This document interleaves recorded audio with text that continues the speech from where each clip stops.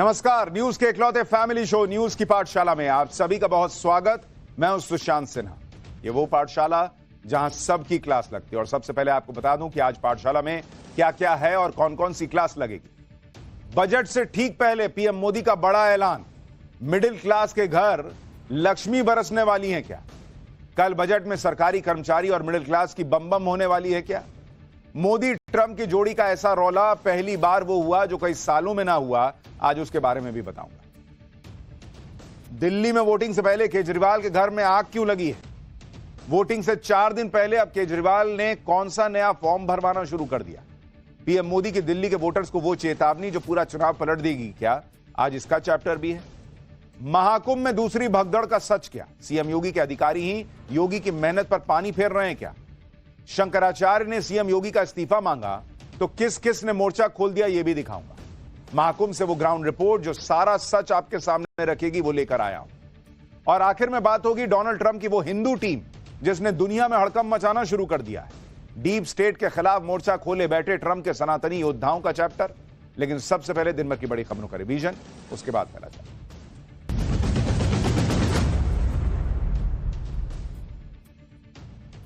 Saif Ali Khan attack के मामले में गिरफ्तार आरोपी शरीफुल इस्लाम की face recognition test report positive आई है, जिसके बाद साफ हो गया है कि सीसीटीवी में दिख रहा शख्स और गिरफ्तार आरोपी एक ही व्यक्ति।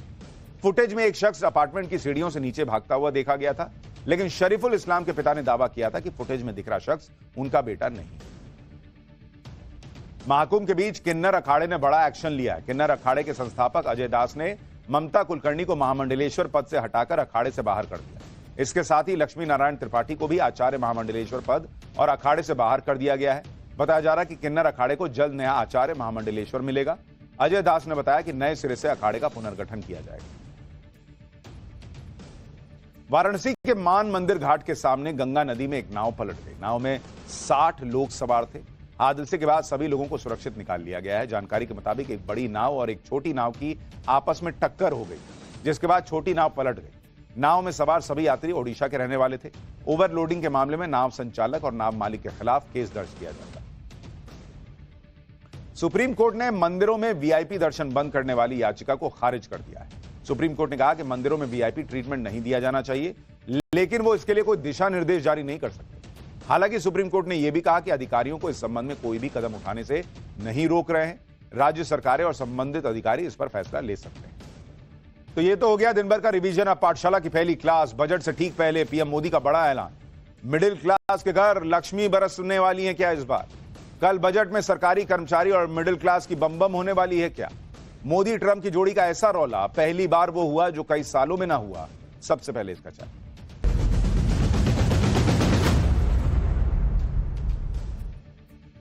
कल बजट का दिन है। हर कोई अपना हिसाब किताब लगाकर बैठा होगा। बजट में क्या मिलेगा, नरेंद्र मोदी क्या कुछ बड़ा करने वाले हैं, इसकी चर्चा तो बहुत पहले से चल रही है। हमने पाठशाला में भी आपको बताया था कि नरेंद्र मोदी से मिडिल क्लास को बहुत उम्मीद है इस बार बॉस, कि कम से कम टैक्स में कुछ राहत तो दे दीजिए सर। और उन्हें उम्मीद है कि पीएम मोदी इस बार जरूर कुछ सोचे, क्योंकि नरेंद्र मोदी देश के लिए इतना कुछ कर रहे हैं तो इसमें मिडिल क्लास को लगता है कि उसे भी कुछ राहत मिलनी चाहिए, क्योंकि टैक्स का दर्द मिडिल क्लास को सबसे ज्यादा चुभ रहा है। टैक्स वाले इस दर्द को हमने पाठशाला के जरिए मोदी सरकार तक पहुंचाया था, आपको याद होगा। हमने पाठशाला में विस्तार से आपको टैक्स पर चैप्टर दिखाया था। क्या कर सकती है मोदी सरकार, क्या उन्हें देखना चाहिए मिडिल क्लास के दर्द को, ये सारी बातें की थी जो बड़ी वायरल भी हुई थी। और सहयोग की बात देखिए कि आज प्रधानमंत्री नरेंद्र मोदी ने कुछ ऐसी बात कह दी जिसे सुनकर सबके मन में लड्डू फूटना शुरू हो गया। प्रधानमंत्री नरेंद्र मोदी ने आज बजट से ठीक पहले बता दिया कि किस पर कृपा बरसने वाली है और किस पर क्रोध होगा। क्रोध की बात तो आज पीएम मोदी ने बता ही दी जब उन्होंने उस डीप स्टेट की क्लास लगा दी, जिस डीप स्टेट को दुनिया में सबसे तेजी से बढ़ता भारत बहुत चुभ रहा था। ये डीप स्टेट, ये इकोसिस्टम हमेशा इस ताक में रहता है कि भारत के साथ कोई ना कोई साजिश की जाए। इस डीप स्टेट के दम पर भारत में भी मोदी विरोधी बड़े उछल रहे। पीएम मोदी ने आज इसी डीप स्टेट की चिंगारी को कैसे ठंडा किया, उसका चैप्टर भी खोलूंगा। उसमें ट्रंप का क्या योगदान है यह भी बताऊंगा। लेकिन पहले बजट की बात। आप पीएम मोदी को सुनिए, उन्होंने जो मिडिल क्लास का नाम लेकर कहा है, फिर बताऊंगा कि बजट में होने क्या वाला है और मिडिल क्लास को क्या राहत मिल सकती है। मां लक्ष्मी हमें सिद्धि और विवेक देती है, समृद्धि और कल्याण भी देती है। मैं मां लक्ष्मी से प्रार्थना करता हूं कि देश के हर गरीब एवं मध्यम वर्ग समुदाय पर मां लक्ष्मी की विशेष कृपा रहे। अब प्रधानमंत्री कई बार खुद ही कह चुके हैं कि वो जो करने वाले होते हैं उसका हिंट वो पहले ही दे देते हैं। इसलिए पब्लिक को लग रहा है कि उन्होंने गरीब और मिडिल क्लास पर मां लक्ष्मी की कृपा विशेष तौर पर बनी रहे, यह कहकर बहुत बड़ा संकेत दे दिया। बजट से ठीक पहले पीएम मोदी ने गरीब और मिडिल क्लास पर मां लक्ष्मी की कृपा की बात की और यह सबको पता है कि मां लक्ष्मी की कृपा से समृद्धि और धन की वर्षा होती है। इसलिए पीएम मोदी के बयान का सीधा मतलब अभी तो यही निकाला जा रहा है कि बजट से गरीब और मिडिल क्लास की जेब भरने वाली, और यह तभी हो सकता है जब मोदी सरकार टैक्स में कटौती करे जिससे मिडिल क्लास की जेब पहले से ज्यादा भरी रहे। हमने कुछ दिन पहले ही आपको पाठशाला में बताया था कि इस बजट से मिडिल क्लास की उम्मीदें क्या हैं। जैसे मिडिल क्लास को उम्मीद है कि भाई न्यू टैक्स रिजीम के तहत 10 लाख रुपए तक सालाना आय को टैक्स फ्री कर दिया जाए, अभी यह 7 लाख की लिमिट है। दूसरा कि 18 से 20 लाख की इनकम पर टैक्स रेट को कम कर 20% किया जाए, अभी 12 से 15 लाख की इनकम पर 20% टैक्स लग जाता है। तीसरा, न्यू टैक्स रिजीम में 30% टैक्स स्लैब को 15 लाख की इनकम से बढ़ाकर 20 लाख से ज्यादा की इनकम पर लागू कर दिया जाए। अब जो प्रधानमंत्री कह रहे हैं, क्या उसका मतलब यही है कि इनमें से कुछ कुछ हो सकता है या सब हो सकता है? क्या उसके लिए जमीन तैयार है? आज आपको यह भी बताऊं। कल का बजट पीएम मोदी के तीसरे कार्यकाल का पहला पूर्ण बजट होने वाला है और बजट से मिडिल क्लास का खास ख्याल रखा जाएगा। इसके संकेत आज सिर्फ प्रधानमंत्री नरेंद्र मोदी ने नहीं दिए, बल्कि राष्ट्रपति द्रौपदी मुर्मू ने भी अपने भाषण में इसका संकेत दिया। मतलब डबल संकेत आया है बॉस। राष्ट्रपति ने क्या कहा वो सुनिए, फिर बताऊंगा कि मिडिल क्लास के पास बजट से उम्मीदों की कौन सी लंबी लिस्ट है। भारत जैसे देश की आर्थिक उन्नति मध्यम वर्ग मिडिल क्लास की आकांक्षाओं और उनकी पूर्ति से परिभाषित होती है। मध्यम वर्ग जितने बड़े सपने देखेगा, देश उतने ही ऊंचा उड़ान भरेगा। मेरे सरकार ने मुक्त स्वर से मध्यम वर्ग के योगदान को न केवल स्वीकारा है, बल्कि हर मौके पर उसे सराहा भी है। सरकारी कर्मचारी भी मिडिल क्लास के अहम प्रतिनिधि है। हाल ही में मेरी सरकार ने सरकारी कर्मचारियों के कल्याण के लिए 8वें वेतन आयोग के गठन का निर्णय लिया है। यानी मन में पहला लड्डू फूटा जब नरेंद्र मोदी ने कहा कि मिडिल क्लास और गरीबों पर मां लक्ष्मी की कृपा विशेष बनी रहे। दूसरा लड्डू फूटा जब राष्ट्रपति ने कह दिया कि देश तभी आगे तेजी से बढ़ेगा जब मिडिल क्लास बड़े सपने देखेगा और वो सपने पूरे कर पाएगा।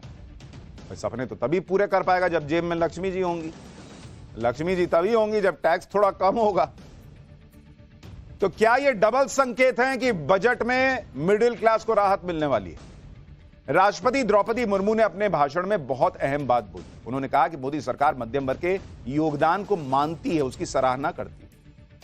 लेकिन अब मिडिल क्लास कह रहा है कि यह तारीफ तो ठीक है, लेकिन कुछ राहत भी तो दीजिए।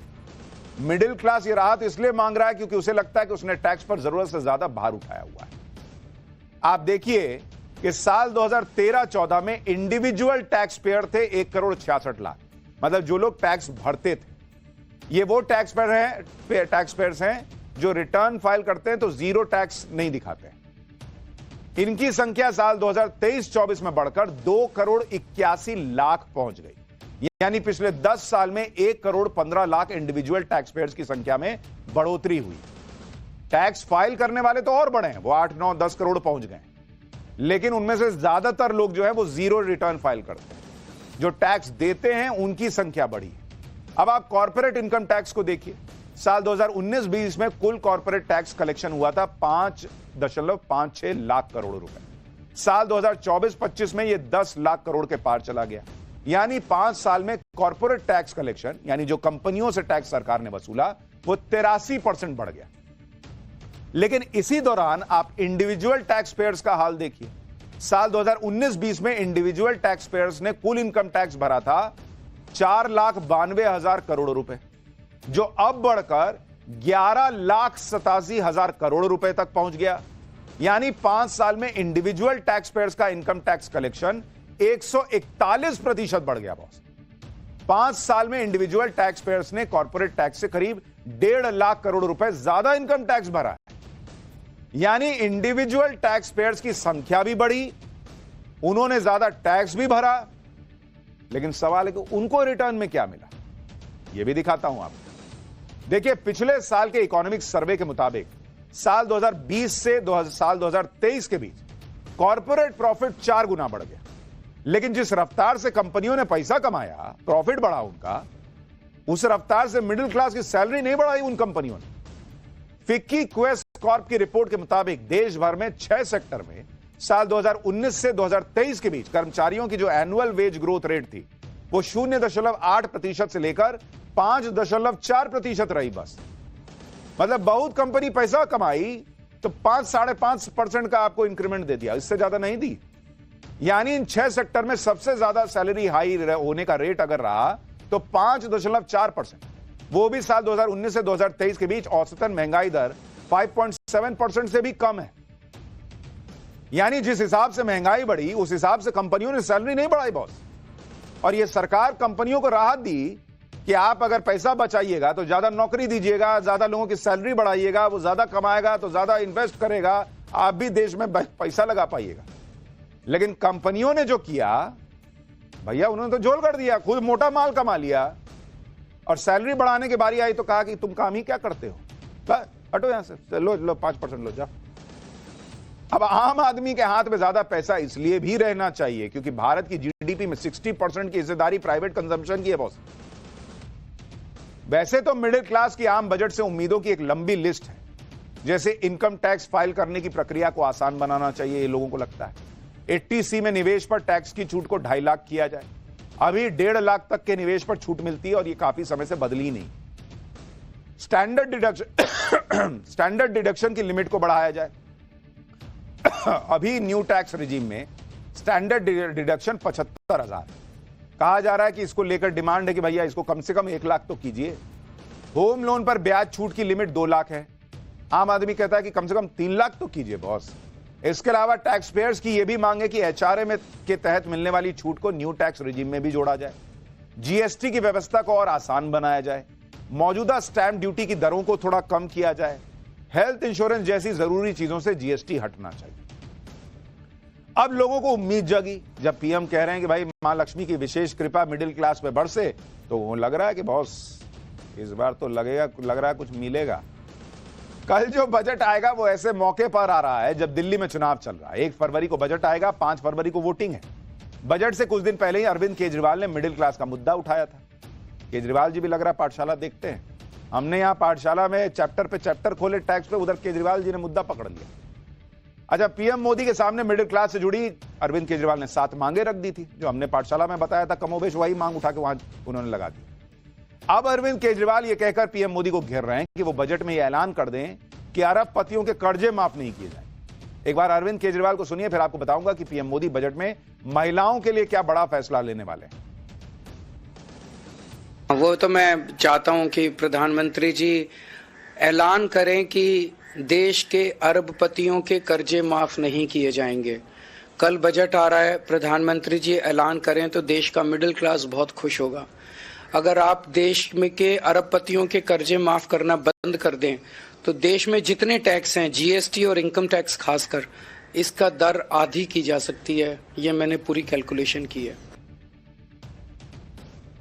अरविंद केजरीवाल कह रहे हैं कि जो बड़े लोग हैं, अरबपति लोग हैं, उनका जो कर्जा है वो माफ नहीं होना चाहिए।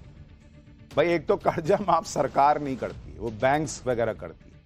और अरविंद केजरीवाल ये नहीं बता रहे हैं कि यही नरेंद्र मोदी सरकार जो बिल लेकर आई, ऐसे लोगों को पकड़ने का, जो पैसा दबा के बैठ जाते थे, कहते थे हमारे पास तो पैसा नहीं, कंपनी डूब गई, ऐसे लोगों से राइट ऑफ करके उनका लोन मतलब अलग अकाउंट में डाल के अब फिर उनके पीछे लग के कि लाओ पैसा कैसे नहीं दोगे जी, 10 लाख करोड़ रुपया से ज्यादा वसूला गया। मिडिल क्लास बजट से इसलिए भी उम्मीद लगाए बैठा है क्योंकि आज आर्थिक सर्वे आया है, उसमें देश की आर्थिक हालत बढ़िया दिख रही है। सुनिए क्या जमीन तैयार है। आर्थिक सर्वे में अनुमान है कि 2025-26 में अर्थव्यवस्था 6.3% से 6.8% के बीच की रफ्तार से बढ़ेगी। सर्वे में कहा गया है कि 2047 तक विकसित भारत बनाने के लिए अगले 1 से 2 दशक तक 8% की दर से आर्थिक विकास करना होगा। इस टारगेट को हासिल करने के लिए भी मिडिल क्लास के हाथ में ज्यादा पैसा देना होगा, जिससे वो ज्यादा खर्च करेगा और अर्थव्यवस्था को नई गति मिलेगी। आर्थिक सर्वे में महंगाई के कम होने का जिक्र है। साल 2024 में अप्रैल से दिसंबर के बीच रिटेल महंगाई 4.9% रही। चौथी तिमाही में महंगाई में और कमी होने का अनुमान है। सर्वे में यह भी कहा गया है कि लेबर मार्केट के हालात 7 साल में बेहतर हुए हैं। साल 2024-25 में बेरोजगारी दर गिरकर 3.2% पर आ गई है। ईपीएफओ में नेट पेरोल पिछले 6 साल में दोगुना हुआ है, जो संगठित क्षेत्र में रोजगार का अच्छा संकेत है।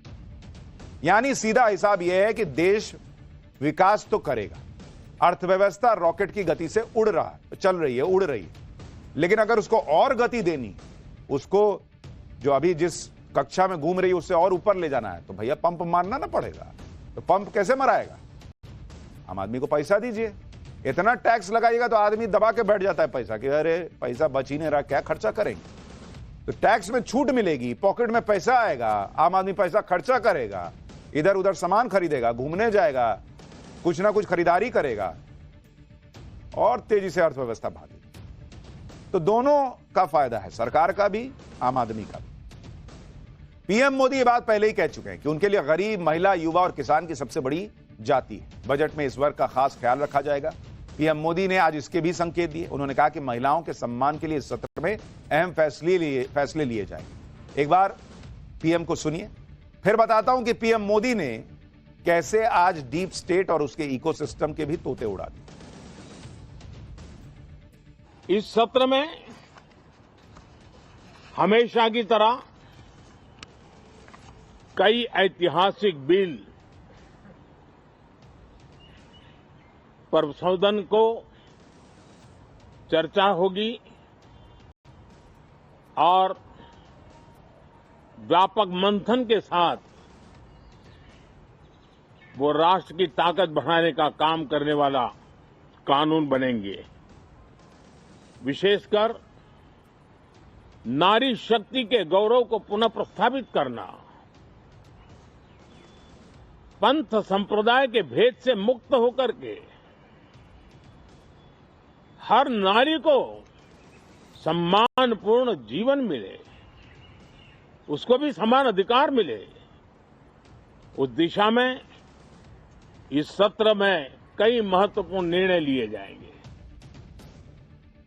आचार संहिता की वजह से बजट में दिल्ली को लेकर कोई बड़ा ऐलान नहीं होगा, लेकिन महिलाओं को लेकर जो बड़े फैसलों की बात पीएम मोदी कर रहे हैं, उसका सीधा असर दिल्ली के चुनाव पर पड़ सकता है, क्योंकि अभी दिल्ली का चुनाव महिला वोटर्स पर टिका है। दिल्ली के चुनाव में और क्या क्या हो रहा है उसकी बात आगे थोड़ी देर में करूंगा। फिलहाल पीएम मोदी के उस बयान की बात, जिससे अमेरिका में बैठे डीप स्टेट और भारत में डीप स्टेट के जो खिलाड़ी बैठे रहते हैं कि उधर से पर्ची आई और इधर आग लगाना शुरू, उनकी नींद उड़ी हुई। आज बजट सत्र की शुरुआत से पहले पीएम मोदी ने यह कहकर सबको चौंका दिया कि साल 2014 के बाद यह पहला मौका है जब किसी संसद सत्र से पहले विदेश से कोई चिंगारी नहीं भड़की, कोई रिपोर्ट नहीं आई।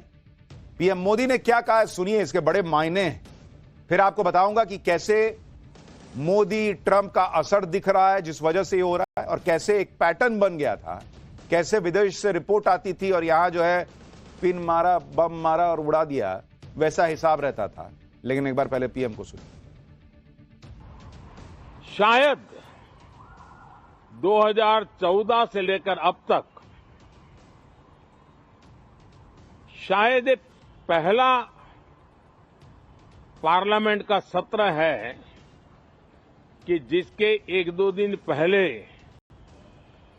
कोई विदेशी चिंगारी नहीं प्रगटी है, विदेश में से आग लगाने की कोशिश रही हुई है। 10 साल से 14 से देख रहा हूं, हर सत्र के पहले शरारत करने के लिए लोग तैयार बैठते थे और यहां उसको हवा देने वालों की कोई कमी नहीं है। ये पहला सत्र मैं पिछले 10 साल के बाद देख रहा हूं कि जिसमें किसी भी विदेशी कोने से कोई चिंगारी नहीं हुई।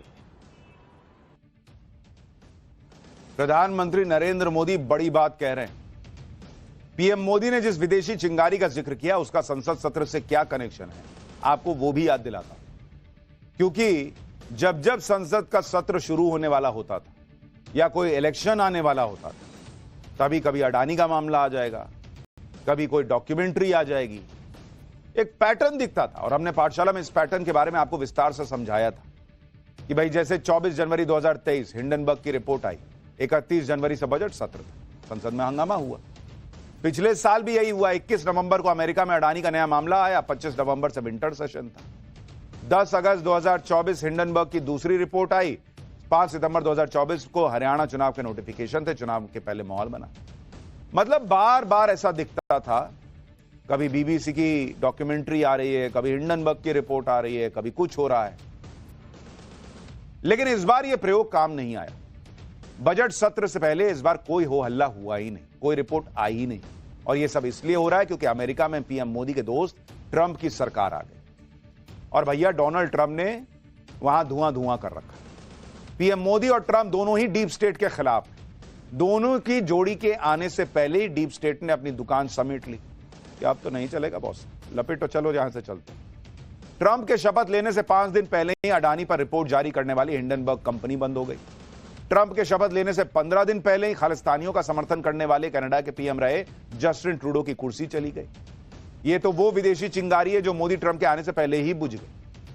जो बच गए हैं उनका नंबर भी जल्द आने वाला है, उनकी फाइल भी जल्द खुलने वाली है। और इसमें पहला नंबर डीप स्टेट का है जो अमेरिका में ट्रंप और भारत में पीएम मोदी के खिलाफ साजिशें रचता है। दूसरा नंबर बांग्लादेश का है जो डीप स्टेट के इशारे पर भारत से पंगे लेता है। तीसरा नंबर उस जॉर्ज सोरोस का है जो पर्दे के पीछे पीएम मोदी को कुर्सी से हटाने के लिए जबरदस्त फंडिंग करता है। भाई का एक पैर कब्र में है लेकिन लक्षण नहीं सुधर रहे हैं इस जॉर्ज सोरोस के। चौथा नंबर उस मोदी विरोधी ताकतों का है जो भारत के चुनाव में दखल देकर मोदी को हराने की साजिश में लगे। पांचवा नंबर उस डीप स्टेट का है जो अमेरिका में भारत के उद्योगपतियों को टारगेट कर रहा था। इस डीप स्टेट से की खाट खड़ी करने के लिए ट्रंप ने नेशनल इंटेलिजेंस की कमान तुलसी गबार्ड को दी गई है। तुलसी गबार्ड हिंदू धर्म में काफी आस्था रखती हैं। तुलसी गबार्ड को अमेरिका में डीप स्टेट के खिलाफ लड़ने वाली योद्धा माना जाता है। यानी अब डीप स्टेट के पास अपनी दुकान बंद करने और बिल में दुबकने के अलावा और कोई चारा दिख नहीं रहा। पीएम मोदी ने डीप स्टेट के बहाने उन लोगों की भी क्लास लगाई जो भारत में उसकी ब्रांच खोलकर बैठे। पीएम मोदी का इशारा राहुल गांधी और कांग्रेस की तरफ था। पीएम मोदी के हमले पर प्रियंका वाड्रा से सवाल किया गया तो उन्होंने यह कहकर टाल दिया कि पीएम मोदी के पास कुछ कहने को ही नहीं। सुनिए प्रियंका वाड्रा को, फिर बताऊंगा कि आज सोनिया गांधी और राहुल गांधी कैसे नई कंट्रोवर्सी में फंसे। कुछ तो कहना ही है उन्हें जी, तो ये सब कहेंगे। तो आपको लगता है सिर्फ ध्यान भटकाने के लिए है? वो हमेशा यही करते हैं। जनता की जो इश्यूज हैं उनके बारे में बात नहीं करते, जवाब नहीं देते। आपने पिछला सेशन देखा, चर्चा ही नहीं की। आज संसद में जब राष्ट्रपति का अभिभाषण हुआ, लेकिन जब इस अभिभाषण पर सोनिया गांधी और राहुल गांधी से रिएक्शन लिया गया तो जवाब में सोनिया गांधी ने राष्ट्रपति के लिए पुअर लेडी शब्द का इस्तेमाल किया और राहुल गांधी ने उनके भाषण को बोरिंग कह दिया। एक बार सुनिए कि सोनिया गांधी और राहुल गांधी ने क्या कहा है, फिर बताऊंगा कि पीएम मोदी ने कैसे गांधी परिवार को जवाब दिया है। Boring, no comment. No, the poor lady, the president was getting very tired by the end. Repeating the same thing again No, and she again. could hardly speak what he. संसद में राष्ट्रपति का अभिभाषण सरकार के कामकाज का लेखा जोखा होता है, इसलिए राष्ट्रपति के अभिभाषण पर विपक्ष की आलोचना कोई हैरत की बात नहीं है। लेकिन सोनिया गांधी और राहुल गांधी ने जिस तरह की भाषा में जवाब दिया वो भाषा राष्ट्रपति के लिए सही नहीं कही जा रही। राहुल गांधी कहने लगे कि भाषण बोरिंग था। अब सवाल यह है कि क्या राहुल गांधी राष्ट्रपति के अभिभाषण में एंटरटेनमेंट तलाशते हैं क्या? यही वजह है कि आज पीएम मोदी ने दिल्ली चुनाव में प्रचार के दौरान गांधी परिवार के बयान पर आपत्ति जताई। पीएम मोदी ने क्या कहा, सुनिए, फिर बताता हूं कैसे प्रियंका वाड्रा फिर अपनी मां सोनिया गांधी के बचाव में उतरी। कांग्रेस के शाही परिवार का अहंकार आज देश ने फिर देखा है। आज हमारे सम्मानीय राष्ट्रपति द्रौपदी मुर्मू जी ने संसद को संबोधित किया। उन्होंने देशवासियों की उपलब्धियों के बारे में बताया। द्रौपदी मुर्मू जी उड़ीसा के जंगलों में आदिवासी परिवार से निकल करके यहां पहुंची है, लेकिन कांग्रेस का शाही परिवार उनके अपमान पर उतर आया है। शाही परिवार के एक सदस्य ने कहा कि आदिवासी बेटी ने बोरिंग भाषण दिया। दूसरी सदस्य तो इससे भी एक कदम आगे बढ़ गई। उन्होंने राष्ट्रपति जी को पुअर थिंग कहा, गरीब कहा और चीज कहा, थकी हुई कहा। एक आदिवासी बेटी का बोलना इनको बोरिंग लगता है। ये देश के 10 करोड़ आदिवासी भाई बहनों का अपमान है। राष्ट्रपति द्रौपदी मुर्मू के अपमान का यह मुद्दा तूल पकड़ा तो कांग्रेस बचाव में कहने लगी कि सोनिया गांधी तो राष्ट्रपति द्रौपदी मुर्मू के स्वास्थ्य को लेकर चिंता जता रही, उनका अपमान नहीं कर रही। कांग्रेस की सफाई से सवाल उठता है कि क्या राष्ट्रपति के स्वास्थ्य को लेकर किसी तरह की आशंका उठी है क्या? जवाब है नहीं। तो फिर सवाल उठता है कि क्या यह बात किसी को पचेगी कि सोनिया गांधी राष्ट्रपति के स्वास्थ्य को लेकर चिंतित हो रही? हालांकि डैमेज कंट्रोल में प्रियंका वाड्रा ने भी यही तर्क दिया। एक बार उनको भी सुनिए। My mother is a 78-year-old lady. She simply said that the president must have been tired reading such a long speech. Poor thing. I don't think she fully respects, in fact, she has the utmost respect for her. And I think it's very unfortunate that this kind of thing is twisted by the media. And it's pretty clear that she means no disrespect. हालांकि हर संसद सत्र से पहले यही होता है। विपक्ष हाथ में प्ले कार्ड्स लेकर हंगामे पर उतर आता है। पहले दिन से बवाल काटने लगता है, लेकिन इस बार तो पासा ही उल्टा पड़ गया। कहां तो कांग्रेस नरेंद्र मोदी के तीसरे कार्यकाल के पहले बजट पर उन्हें घेरने की संजीवनी ढूंढ रही थी, लेकिन सोनिया गांधी के बयान पर खुद कांग्रेस फंस गई। खैर, कल बजट में क्या होगा ये तो आपको बताएंगे। नवभारत पर पूरा बजट लाइव सुनिएगा हिंदी में। लेकिन पाठशाला में अगली क्लास। दिल्ली में वोटिंग से पहले केजरीवाल के घर में आग क्यों लगी? वोटिंग से 4 दिन पहले अब केजरीवाल ने कौन सा नया फॉर्म भरवाना शुरू किया है? पीएम मोदी की दिल्ली के वोटर्स को वो चेतावनी जो पूरा चुनाव पलट देगी क्या? अब इसका चल।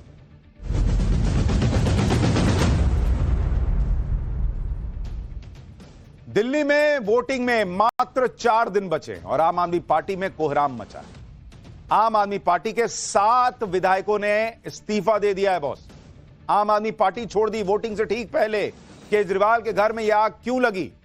7 विधायक क्यों एक साथ घर छोड़कर चले गए? आम आदमी पार्टी क्यों छोड़ दी? इसके बारे में आपको बताऊंगा। लेकिन आप यह भी देखिए कि एक तरफ केजरीवाल के विधायक पार्टी छोड़ रहे थे और दूसरी तरफ केजरीवाल ने दिल्ली के लोगों के घर घर जाकर एक नया फॉर्म भरवाना शुरू कर दिया।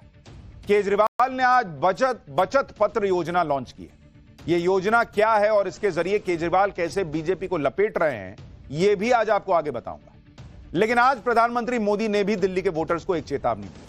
वो पूरा चुनाव पलट सकती है। मोदी ने कहा कि अगर दिल्ली में आपदा वाले रहे तो दिल्ली विकास में पिछड़ती चली जाएगी बॉस।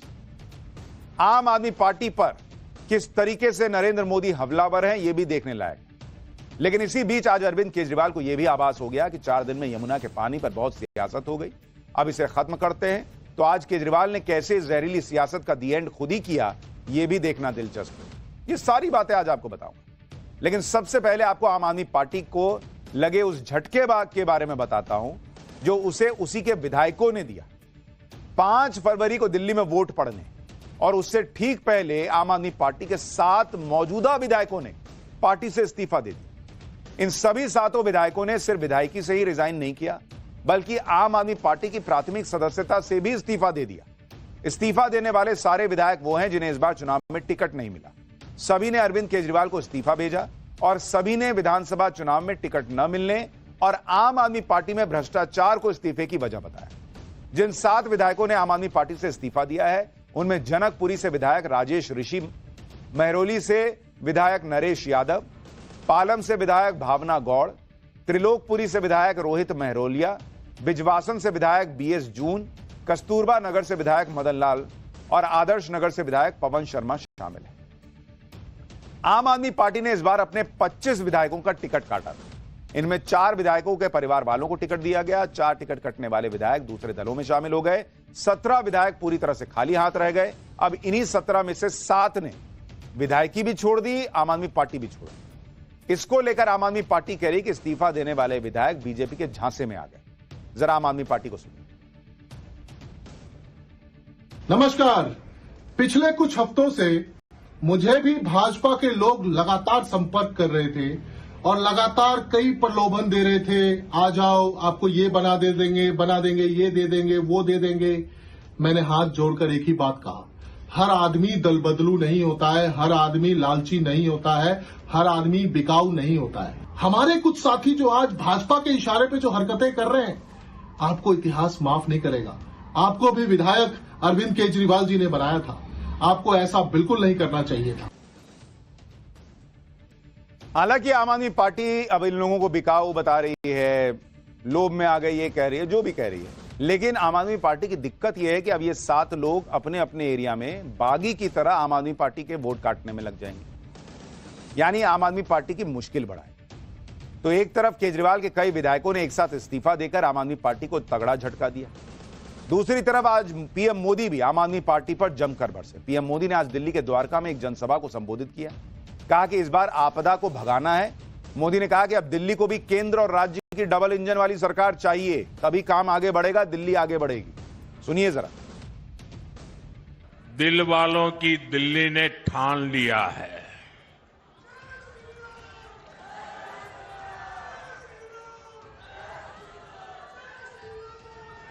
आपदा वालों को भगाना है।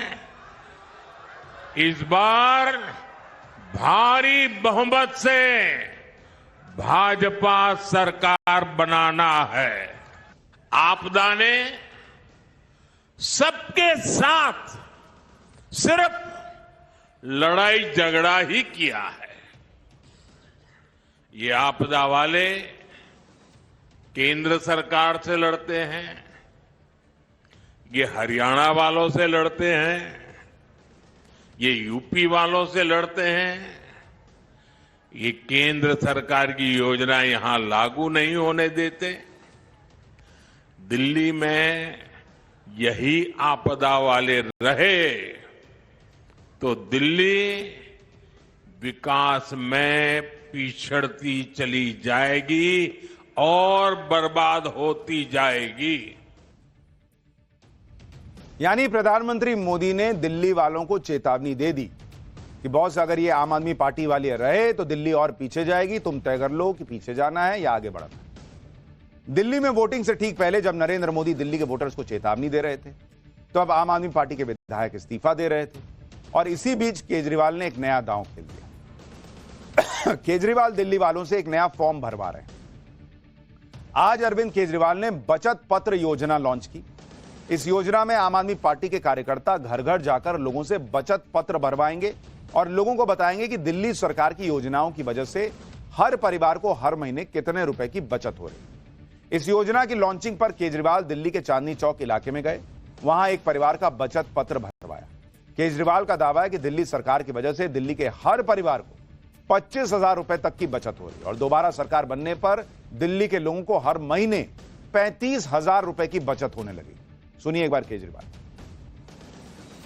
आज आम आदमी पार्टी की सरकार दिल्ली के मिडिल क्लास को और गरीब तबके को जो जो सुविधाएं दे रही है, उन सुविधाओं से उन परिवारों का, हर परिवार का हर महीने लगभग 25,000 रुपए महीने का फायदा हो रहा है।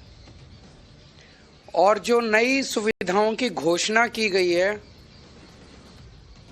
उन नई सुविधाओं से लगभग 10,000 रुपए महीने का फायदा होगा।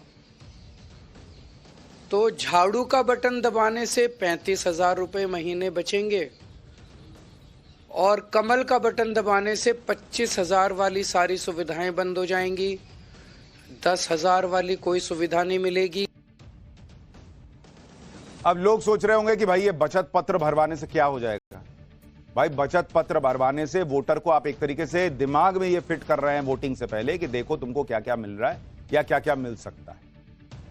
आज ही केजरीवाल ने एक और काम किया। केजरीवाल ने यमुना के जहर वाली पॉलिटिक्स जो शुरू हुई थी, आज उस पर खुद ही मिट्टी डालने की कोशिश की। केजरीवाल ने आज एक प्रेस कॉन्फ्रेंस की और ऐलान किया कि अब यमुना के पानी में कोई जहर नहीं आ रहा। केजरीवाल ने कहा कि अब यमुना के पानी में अमोनिया का लेवल 2.1 ppm हो गया है और दिल्ली के सारे वाटर प्लांट काम कर रहे हैं। सुनिए।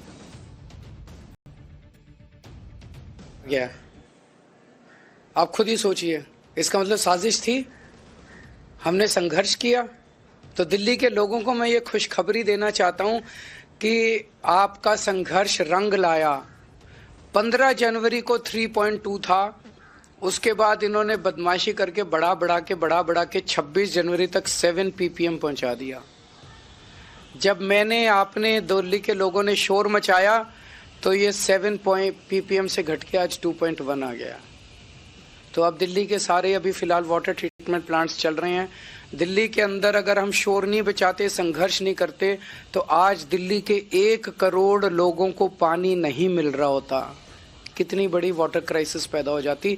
और ये कहते हैं कि ये शोर मचाते, केजरीवाल से पानी नहीं लिया जा रहा, केजरीवाल से। बेसिकली हमें बदनाम करने के लिए ये एक बहुत गंदी और गहरी साजिश रची गई थी। यानी केजरीवाल ने यमुना के पानी पर सियासत को ठंडा करने की कोशिश की। अभी कल तक जो केजरीवाल कह रहे थे कि यमुना के पानी में जहर है, वो आज कह रहे हैं कि यमुना का पानी अब निर्मल हो गया। शायद केजरीवाल को लगा होगा कि इसको लेकर जितना माइलेज लिया जा सकता था वो मिल चुका। इतना ही नहीं, उन्होंने खुद अपने बयान में बता दिया कि उनको डर था कि अगर भाई ये जैसे जैसे अमोनिया की मात्रा बढ़ेगी, वाटर ट्रीटमेंट प्लांट काम नहीं करेंगे, तो कई इलाकों में पानी आना बंद हो जाएगा। अब वोटिंग के ठीक पहले पानी नहीं आएगा तो भाई गाली किसको पड़ेगी? दिल्ली सरकार को पड़ेगी। वोटर कहेगा इनको वोट देके क्या फायदा। तो इसीलिए उन्होंने पहले ही हंगामा कर दिया कि भाई पीपीएम लेवल कम हो जाए, प्लांट चले, पानी चलता रहे और वोट मिलता रहे। केजरीवाल यमुना के पानी में अमोनिया का लेवल कम होने पर अपनी पीठ थपथपाने से भी नहीं चूके। दावा किया कि उन्होंने दिल्ली को बहुत बड़े पानी के संकट से बचा लिया। यमुना के पानी पर केजरीवाल की चुनाव आयोग से भी ठन गई। चुनाव आयोग ने कल केजरीवाल से यमुना के पानी में जहर वाले बयान को लेकर 5 सवाल पूछे थे। आज इसका जवाब देने के लिए केजरीवाल चुनाव आयोग के दफ्तर पहुंचे। उनके साथ सीएम आतिशी और पंजाब के सीएम भगवंत मान थे। केजरीवाल ने चुनाव आयोग को 6 पन्ने की चिट्ठी में जवाब क्या दिया। चिट्ठी के साथ साथ केजरीवाल यमुना के पानी की 3 बोतलें भी लेकर चुनाव आयोग के दफ्तर पहुंचे और चुनाव आयोग को एक बार फिर चैलेंज देकर आए कि अगर तीनों चुनाव आयुक्त यमुना का पानी पीकर दिखा दें तो वो जेल जाने के लिए तैयार है। चुनाव आयोग ने यमुना के पानी की बोतलें तो नहीं ली, लेकिन केजरीवाल के 6 पन्नों का जवाब एक्सेप्ट कर लिया। केजरीवाल ने लेटर में उन 5 सवालों का स्पेसिफिक जवाब दिया है जो चुनाव आयोग ने पूछे थे और इसका आधार दिल्ली जल बोर्ड की सीईओ के उस लेटर को बनाया गया जो 27 जनवरी को जारी हुआ था, जिसमें यमुना नदी में अमोनिया की बात कही गई। चुनाव आयोग ने क्या पूछा और केजरीवाल ने क्या जवाब दिया, अब आपको यह बताता हूं। चुनाव आयोग ने पहला सवाल पूछा था कि किस प्रकार का जहर यमुना के पानी में मिक्स था। केजरीवाल ने एक शब्द में जवाब दिया, अमोनिया। चुनाव आयोग ने दूसरा सवाल पूछा था कि यमुना के पानी में जहर मिलाने के सबूत क्या है। केजरीवाल ने जवाब दिया कि 27 जनवरी की दिल्ली जल बोर्ड के सीईओ की चिट्ठी में अमोनिया की मात्रा बढ़ी हुई बताई गई। चुनाव आयोग ने तीसरा सवाल पूछा था कि जहर कहां पाया गया था। केजरीवाल ने जवाब दिया, दिल्ली जल बोर्ड की सीईओ की चिट्ठी के आधार पर। दरअसल जल बोर्ड ने 27 जनवरी को सीएम आतिशी को लिखे लेटर में वजीराबाद वाटर ट्रीटमेंट प्लांट में अमोनिया की मात्रा ज्यादा बताई। चुनाव आयोग का चौथा सवाल था कि किन इंजीनियर्स ने इसको पहचाना। केजरीवाल ने जवाब दिया कि दिल्ली जल बोर्ड की सीईओ और बोर्ड के अन्य अधिकारियों ने पहचाना। चुनाव आयोग ने 5वां सवाल पूछा कि जहरीले पानी को दिल्ली में प्रवेश करने से कैसे रोका गया। केजरीवाल ने जवाब दिया कि इसकी मेथोडोलॉजी दिल्ली जल बोर्ड की सीईओ और अधिकारियों से कंफर्म कर लीजिए, पूछ लीजिए उनसे। चुनाव आयोग को जवाब देकर लौटने के बाद आम आदमी पार्टी के सांसद संजय सिंह ने दावा किया कि चुनाव आयोग ने अब इस मामले की पूरी जांच करवाने का आश्वासन दिया। श्री अरविंद केजरीवाल जी ने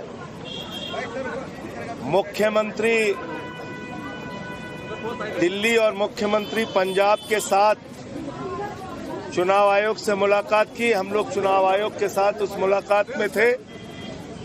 केजरीवाल साहब ने एक एक चीज सिलसिलेवार बताया कि किस तरह से दिल्ली में जहरीले पानी भेजने की साजिश रची गई भारतीय जनता पार्टी के द्वारा।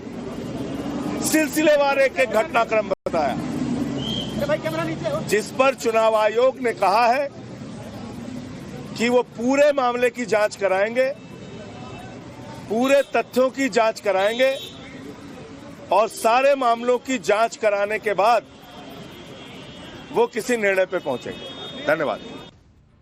यानी यमुना वाली पॉलिटिक्स तो खत्म हो गई लगती है, लेकिन अभी भी वोटिंग में 4 दिन बचे हैं, इसलिए नए मुद्दे का स्पेस बना हुआ है। और केजरीवाल के विधायक जिस तरह सामूहिक इस्तीफा दे रहे हैं, उसमें आगे नए नए ट्विस्ट आ सकते हैं, इसलिए वोटिंग से ठीक पहले के ये 3-4 दिन बहुत इंटरेस्टिंग रहने वाले। पाठशाला में बगली क्लास, महाकुंभ में दूसरी भगदड़ का सच क्या है? सीएम योगी के अधिकारी ही योगी की मेहनत पर पानी फेर रहे हैं क्या? शंकराचार्य ने सीएम योगी का इस्तीफा मांगा तो किस किस ने मोर्चा खोल दिया? महाकुंभ से वो ग्राउंड रिपोर्ट जो सारा सच सामने रख देगी, अब उसका क्या?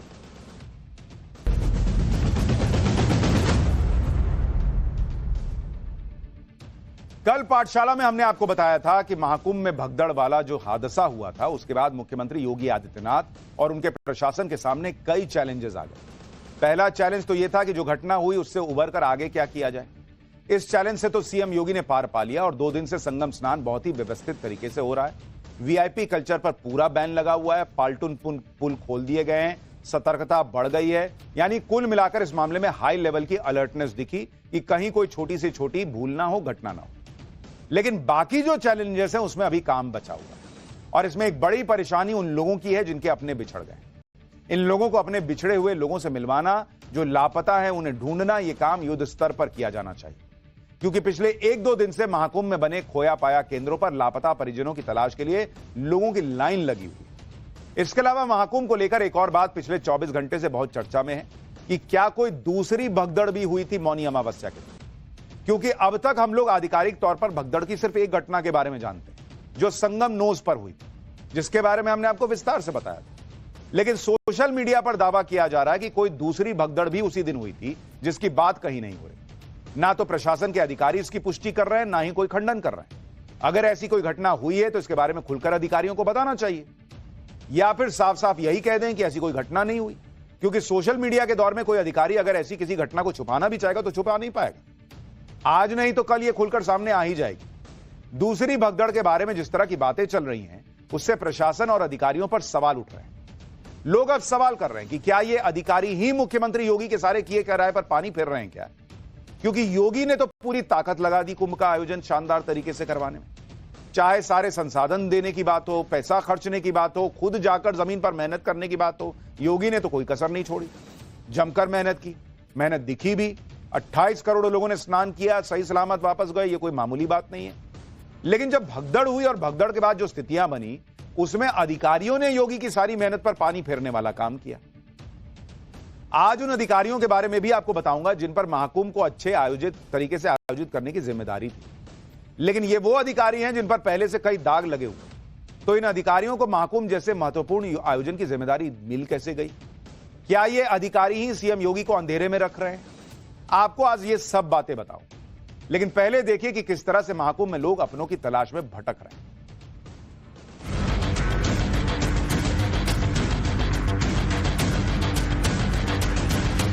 मैं 2 दिन से सर परेशान हूँ। ये फोटो ना सर 29 तारीख को 2 बजे कोई, मैं यहाँ पे रजिस्ट्रेशन भी करवाया। हर एक हॉस्पिटल में हमने देख लिया, बट वो कहीं भी नहीं मिल रहा। हमने बहुत कोशिश भी की लोगों से मदद मांगने की, बट कुछ पता ही नहीं चल रहा। खाली बोल रहे कि पता चलेगा तो बोलेंगे, पता चलेगा तो बोलेंगे। क्या कितना दिन तक होगा? पेशेंट थे, उन सब से उनको देखे, उनके बाद जो है कि लिस्ट हमने चेक किया, कुछ पता नहीं चला। बंगाल से आए हैं। मेरी मम्मी 29 तारीख को आई थी, वहाँ से मेरी मम्मी आज 3 दिन हो गई लापता है, मिल ही नहीं रही है।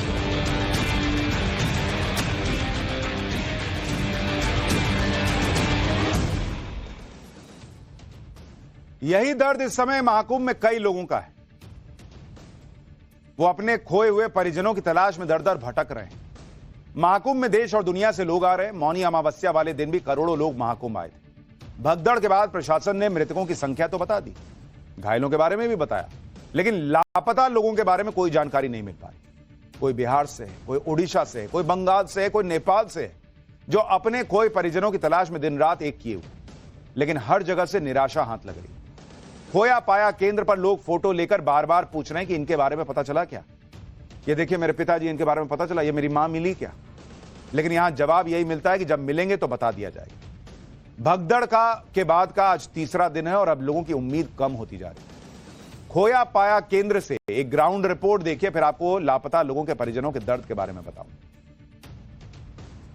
अपनों की तलाश में अपनों को खोजते हुए लोग लगातार खोया पाया केंद्र पर पहुंच रहे हैं, लेकिन यहाँ की जो व्यवस्थाएं हैं वो कहीं न कहीं सवाल खड़े कर रही है। सवाल इसलिए क्योंकि जो भी लोग यहाँ पर पहुंच रहे हैं उनको किसी तरीके की कोई इन्फॉर्मेशन नहीं दी जा रही है। और यही नहीं, न सिर्फ इन्फॉर्मेशन दी जा रही है बल्कि इनसे कोई ठीक ढंग से, बेहतर ढंग से बात करने वाला तक नहीं है। क्या नाम है? मंगल गाइन, उड़ीसा से आया, नवरंगपुर जिला। तो यहाँ पे क्या दिक्कत आ रही है? ये दिक्कत है, मेरा माँ गोल हो गया, इन लोग की पूछ हम लोग का यहाँ पर तुम्हारा माँ के जगह बैठे हम लोग, नहीं गोल तो हो गया, थोड़ा कोशिश करो कि हाँ तुम जाओ वहाँ पर जाओ, वहाँ से वहाँ पर जाओ। सर मेरी दीदी है, मैं 2 दिन से सर परेशान हूँ। ये फोटो माँ का सर 29 तारीख को 2 बजे कोई, मैं यहाँ पे रजिस्ट्रेशन भी करवाया। रजिस्ट्रेशन कराया? आज मैं दूसरा दिन यहाँ पे आया हूँ। दूसरा दिन मैं सेक्टर 8 में ठहरा हुआ। संगम में 190 में 190 पिलर। हाँ पिलर पे। उसके बाद से कोई नहीं, 4 भाई को ढूंढ रहा हूँ, 4 भाई 2-3 दिन ढूंढ रहा हूँ। 3 दिन तो रजिस्ट्रेशन नहीं है, कल रजिस्ट्रेशन करा, फोटो अगर लेके। 144 साल बाद हो रहे महाकुंभ में स्नान करने के लिए लोग अपने पूरे परिवार के साथ आए। आजमगढ़ से भी ऐसा ही एक परिवार महाकुंभ में आया था। इस परिवार में 10 लोग। भगदड़ में एक महिला की मौत हो गई, 4 लोग अभी भी लापता हैं। सोचिए इस परिवार पर क्या गुजर रही हो। सोचिए जरा, एक बार महसूस कीजिए, आपका कोई अपना खो जाए इस भीड़ में और ना मिले तो क्या बीतेगी। देखिए लोग क्या क्या कह रहे हैं। हम कुवैत में थे और घर वाले जो है और मोहल्ले वाले फोन किए कि ये भगदड़ मची थी, उसमें आपकी बीवी जो है पैर के नीचे आके उसकी मौत हो गई। तब से हम बहुत परेशान थे, कैसे कैसे करके वहाँ से फिर उनसे पैसा ले करके टिकट लेके अभी आ रहे हैं। परिवार के कितने लोग गए थे कुंभ में? परिवार में हमारा सारा परिवार जा चुका था वहाँ पे, सब 10 परिवार थे, सब चले गए थे। भगदड़ के बाद किसी का भाई लापता है, किसी की बहन नहीं मिल रही, किसी के माता पिता खो गए तो किसी के दोस्त लापता हो गए। नेपाल के जनकपुर से महाकुंभ में आए एक व्यक्ति की मां भगदड़ के बाद से मिल ही नहीं रही। हर जगह वो अपनी मां को खोज रहे हैं। खोया पाया केंद्र पर भी जानकारी दी, पुलिस को भी सब बताया, लेकिन मां का पता ही नहीं चल रहा। इसी तरह से मौनी अमावस्या पर दिल्ली से एक परिवार आया था। हादसे के बाद परिवार के लोग अपने पिता को खोज रहे हैं, वो मिल नहीं रहे। इन लोगों से जो हो सकता है वो कर रहे हैं, बस यही प्रार्थना कर रहे हैं कि जो खो गए हैं वो मिल जाए। हम रहने वाले हैं जनकपुर धाम, नेपाल। हमारी मम्मी खो चुकी है। मम्मी वहाँ पर यही हुआ था, 4, सवा 4, साढ़े 4 के बीच में भगदड़ हुआ है। उसी समय हाथ मेरी मम्मी का छूट गया है, समझे कि नहीं। उसी समय हम लोग बिखर गए। और आपकी मम्मी अभी तक मिली नहीं है? कहाँ आप होकर आ रहे हैं उनको ढूंढते हुए? बहुत, आपको संगम घाट, उधर मेला, वहाँ मेला में भी घूम कर आए हैं, पूरे सारे जगह घूम कर आए हैं, वहाँ पर भी नहीं मिला है। इसके बाद इस हॉस्पिटल में सब देख कर आए हैं, वहाँ पर भी नहीं। हाँ, सुब्रानी में नहीं मिला है। और 30 के बाद में हम कंटिन्यू ढूंढ रहे हैं उनको, हर जगह पे, हर एक हॉस्पिटल में हमने देख लिया, बट वो कहीं भी नहीं मिल रहा। जितना भी यहाँ से बॉडी या फिर जितने भी पेशेंट है जो यहाँ से जाते हैं, मैंने वो हर हॉस्पिटल में देखा है, बट कहीं भी नहीं मिले वो मुझे। हमने बहुत कोशिश भी की लोगों से मदद मांगने की, बट कुछ पता ही नहीं चल रहा। पुलिस के पास गई थी आप? हमने यहाँ पे जो खोज केंद्र है वहाँ पे हमने कंप्लेन रजिस्टर करवाया है, उनका आधार कार्ड डिटेल वगैरह दिया है, मैंने अपना नंबर भी वहाँ पे रजिस्टर करवाया है। उन्होंने बोला है कि मिल जाएगा, बट कल मॉर्निंग में कराया, अभी तो कुछ पता नहीं है उसका। बट मुझे वहाँ से कुछ भी नहीं मिला, ना ही मेरे फादर का कुछ नहीं दिखा मुझे। कहाँ की हैं आप? मैं दिल्ली से आई हूँ, बट मेरे फादर के पास में जो आधार कार्ड है उसमें बिहार का एड्रेस मेंशन है। वो दिल्ली में आपके साथ रहते थे? हाँ, वो दिल्ली में ही रहते हैं, सीवन जनकपुरी में हम लोग रहते हैं। वो आए थे किसी दोस्त वगैरह के साथ में, चाचा वाचा के लड़के थे उनके साथ में, वो नहीं मिले। जब वो लोग चले गए, फोन गया कि पापा नहीं मिल रहे हैं, तो फिर मैं ट्रेन लेके वहाँ से आई। इसी तरह से न जाने कितने लोग हैं जो तस्वीरें हाथ में लिए अपनों को खोज रहे हैं। करोड़ों लोगों की भीड़ में खोए इन लोगों की तलाश में प्रशासन ने प्रयास किया हुआ है, वो भी लगे हुए हैं, हर संभव मदद देने की कोशिश की जा रही है। लेकिन फिलहाल तो ये कोशिशें नाकाफी साबित हो रही। लोग अस्पतालों, रेलवे स्टेशन, बस अड्डों पर जा जाकर देख रहे हैं कि क्या पता वहां कोई मिल जाए। एक रिपोर्ट वहां से भी देखी, फिर आपको बताऊंगा कि इतनी बड़ी संख्या में लोगों को लापता होने के पीछे की वजह क्या है और लोग क्यों अधिकारियों पर सवाल उठा रहे हैं। बहुत सारे जो लोग हैं वो अपनों की तलाश में भटक रहे हैं और जानकारी हासिल करना चाहते हैं। और देखिए, अपने ससुर जी को ढूंढते हुए एक शख्स जो है उनकी तस्वीर लेकर इधर से उधर उनको तलाश रहे हैं। मां नहीं मिली, नहीं मिल रहे हैं। 3 दिन से मैं परेशान हूँ और मेरे साथ में मेरे पापा हैं, छोटे पापा। हाँ, मेरा पिताजी अकेले आए थे और हम लोग जब फोटो देखे, डेट कर गए, तब फिर हम लोग कल गाड़ी बैठे, परसों गाड़ी बैठे, कल पहुंचे। कल सुबह से दर दर भटक रहे हैं। कहीं मेरे पिताजी और बुआ जी दोनों लोग खोए हैं। करीब मैं 48 घंटे से लगातार इलाहाबाद कुंभ परिसर के हर सेक्टर में पता किया, हर खोया पाया केंद्र में इन लोगों की डिटेल भरवाई, लेकिन किसी भी केंद्र पे कोई डिटेल नहीं मिला। मेरी बहन 29/1/2025 परसों से सेक्टर नंबर 20 से पीपा पुल 16 नंबर से गायब है। मेरी माता 29 तारीख को रात को जो भगदड़ हुआ था उसमें खो गई थी। तीन दिन हो गया हम लोगों को खोजते हुए, फिर भी कोई रिपोर्ट नहीं मिली। लापता लोगों की संख्या तो अभी नहीं पता चली है, लेकिन इससे सवाल जरूर खड़ा हो रहा है क्योंकि मौनी अमावस्या पर महाकुंभ हुई, महाकुंभ में एक भगदड़ हुई, इसके बारे में दुनिया जानती है। सरकार की भी इसके बारे में जानकारी दे रही है, लोगों की मौत और घायलों के बारे में बताया गया। लेकिन क्या मौनी अमावस्या को कहीं और भी भगदड़ हुई? इस सवाल का जवाब प्रशासन भी नहीं दे पा रहा, जबकि सोशल मीडिया से लेकर प्रयागराज में स्थानीय लोग तक इसकी बात कर रहे हैं। वीडियोस वायरल हो रहे हैं। सोशल मीडिया पर एक इन्फ्लुएंसर है तानिया मित्तल, जो मौनी अमावस्या पर महाकुंभ में थी।